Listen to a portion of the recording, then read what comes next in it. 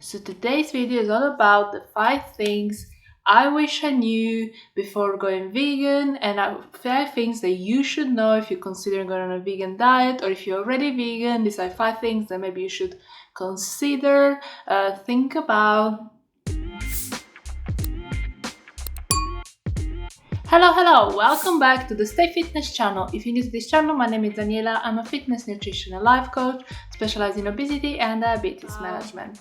So I just just want to say that this is it's never my intention to trash anyone's decision, to trash vegan diet, to say anything bad. I'm just simply here to report the truth, the fact, because I think if we just that's the thing, we just need to lead with the truth, not be deceitful. I don't have any personal agenda to turn you to my side, it's nothing like that. I just want people to think a little bit more, have a bit more critical thinking. Don't just believe one side. In fact, you shouldn't even believe me. I think you should just take these points and do your own research. That's the best thing. And don't, when you're doing research, don't just look for things to validate your beliefs. Always try to disprove what you believe, to try and get to the truth. I think that's the biggest lesson. If I could learn from when I went vegan, just believing in true documentaries, what the hell and conspiracy, thinking that everything's true, not doing any research, is that you need critical thinking. You need to do your research, you need to doubt everything you hear, even if it's from someone you think is reputable or anything. Always question. There's nothing bad about questioning and verifying, get to the truth. Okay, let's get to the actual video, which is 5 things you should know if you consider going vegan, and 5 things, the same thing that I wish I knew before deciding to go vegan. So first thing is that cow burps don't cause climate change. Cows are definitely not the biggest polluters of our system. Eating or not eating meat is not going to create any changes in our environment. It's not going to prevent climate change, it's not going to make it worse. We are all in this together in terms of pollution. The biggest polluter we have is electricity, transportation, businesses, industry and all that. Those come way before we talk about agriculture. Agriculture is only responsible for about 6-7% of the total GHG, greenhouse emission, GHG, but definitely if we take all the emissions from agriculture, we get down to maybe 3% from cows, and actually the emissions have lowered during the years. We're getting better, producing more food with less animals, and there's always innovation. They're always looking for ways to improve on that, they're trying to feed cows seaweed to reduce methane and all these kind of things. So giving up meat with the thought that you're going to somehow reduce your emission, it's very inefficient. If you want to reduce your emission, never take a plane again, never take only leave your house on foot or cycle. Don't buy products from anywhere, just live with no belongings basically, because everything you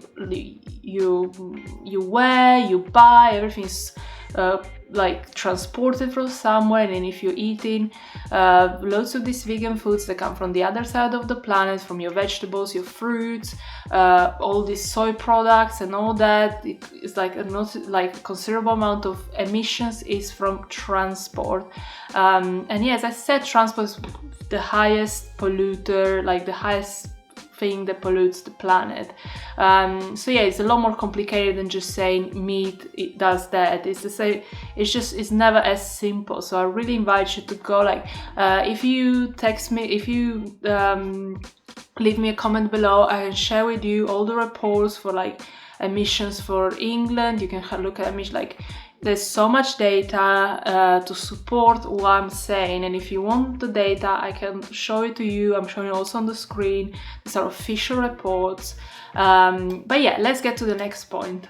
Is about protein. So that the thing I wish I knew, which I didn't really know, never thought about it, how important protein is, and how getting enough protein on a vegan diet is really difficult. It's not impossible, but then every like complete protein from vegan sources like soy and pea, which can be problematic in terms of like active estrogen in them, and omega-6s and all this kind of thing, like digestibility and amino acid profile and all this kind of things. So to gain enough protein, the best way is to consume animal products to get all the 9 essential amino acids. I see a lot of misinformation in terms of like the lentils have the same amount of protein as steak, which they might have the same amount of protein, but it's not bioavailable protein, and it doesn't contain all the 9 essential amino acids necessary to make protein. So yeah, you can get enough protein from a vegan diet, but it's gonna be really hard. It's gonna be playing a lot of like chemical, like kind of little chemist, like I'm gonna add a bit of this, a bit of that to try and have the whole 9 essential amino acids at the same time in adequate quantities to make complete protein. You're gonna end up eating so many calories, so many more calories than you would if you just eat a piece of meat or a whey protein powder or eggs. So the point is, protein is essential for our well-being. It helps repair the whole body from damage, inflammation, all this, like all damage is repaired by protein. We need protein to build muscle, for our skin, hair, for everything. So like eating protein is super important. Like I hear all the time people think that eating protein is just for bodybuilders, for us gym goers, but no, everyone needs adequate amount of protein, and it's a lot more than what you think it should be. At least 1 gram of protein per pound of weight, or for desired pound of weight. So yeah, just have a calculation, see how much you're getting, and then consider some animal proteins to get your protein, like your needed amount of protein. I said protein like 100 times, but I love, like, protein is so important, guys. So the third, number 3, is that how bad are vegetable oils for our health, and how many vegan products have vegetable oils in them. I didn't know that vegetables was so bad for you, and I never bothered to read too many labels. I always look for just gluten because I didn't know I was gluten intolerant back then, so I just I didn't even read labels back then. I wasn't really a label reader until I got gluten intolerance, and then I started reading labels. And yeah, I was just buying lots of those burgers, soy burgers and all that, and apart from having soy, which like is not great for our health, like it has estrogen, it has omega-6s, again, like same as vegetable oils, and secondly, they're packed with this sunflower, canola, soybean oil and all that, which are so detrimental for our health. It can cause a lot of inflammation in the brain, inflammation in our gut. It can damage our cell walls, because our cell walls are made of actual cholesterol. So yeah, I wish I knew how damaging all those vegetable oils I was eating, and I wish for you to just start reading labels, start avoiding vegetable oils. Even if you want to stay vegan, just do like coconut oil. Actually, palm oil I know it's maybe bad for the deforestation and all that, but it's actually mostly made of saturated fat, so it's not that bad for our health actually. Avocado oil, then you have extra virgin olive oil for like not for cooking, because of course it burns at low temperature, but yeah, no to vegetable oils. There's one thing you can take out of this video, is to get vegetable oils out of your diet. 4th point, which is a super important point, is that eating nutrients doesn't mean absorbing nutrients. This is something that I wish I could print on a t-shirt and like put posters up because it's something that really is difficult to get through to people, to understand that you can eat something that has magical powers, unicorns and all that, but if you don't absorb it, it's pretty useless. And yeah, if people start to understand bioavailability against like what's in like spinach. I always do this example because when you tell people like, how do you get iron, they're like, oh, it's lots of spinach with like orange juice. Is that bioavailability, absorbency of spinach is like 1%, 2%, something like that, and beef is like 20%, so there's no comparison. So even if you look at something, again, it's like the lentil and beef example, it can have a certain nutrient, but if you don't absorb it, what's the point? And then it's really easy to get into a state of malnourishment when you're eating lots of food that you actually don't absorb. So in terms of calories and all that, you can stay alive, but you can have like such detrimental repercussions on your health, from mental health to your gut to you can lose muscle, which is probably not the worst, but yeah, malnourishment is like scary stuff, and we have an epidemic of malnourishment because being nourished and being fed are two completely different things. You need to think about, like, most foods are already, like, whole wheat is already plant-based, like bread and all fries and all these kind of things, but they contain no nutrients. So think about nourishment, which doesn't mean eating like, even if you're a really good vegan, you eat a lot of healthy vegetables and all that, you're not getting the nutrients you need, because the nutrients you need are in meat. So the last point, very controversial, I'm not gonna get much love for this point, but is in my opinion is the truth, and it's the most logical truth, that vegan diets do not save the animals, because you might save cows, but you're not saving the other animals. So you're basically pick choosing what animals you're going to save, and saying, or if you eat animals, same as eating dogs and all that, if you're not eating meat, you're still eating crops. There's something called crop deaths, which I'm gonna leave you a very interesting video in the link below from Farm Truths. I don't know, I hear so many vegans just minimizing, can you say that? I don't know, making the issue with crop death so small. They're saying, oh yeah, a few mice might die, it happens, but no, this is so much bigger than that. And this is not to say that farmers are bad, they're killers, all they do is trying to produce food for us, and that means trying to protect crops.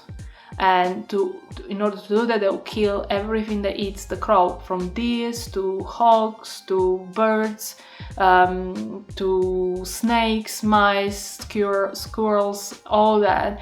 Plus there's like the whole problem with pesticides, literally destroying whole ecosystems, because everything that touches pesticides dies, from animals to, again, birds and all that. And there's like pesticides gets like washed out into the sea, you have dead zones, so million if not billion of fishes dies. And this is all useless deaths, because we're not actually going to eat the animals, this just dies to produce food, then eventually ends up on our plate. So it's not direct killing, it's indirect killing. So I don't know what's best.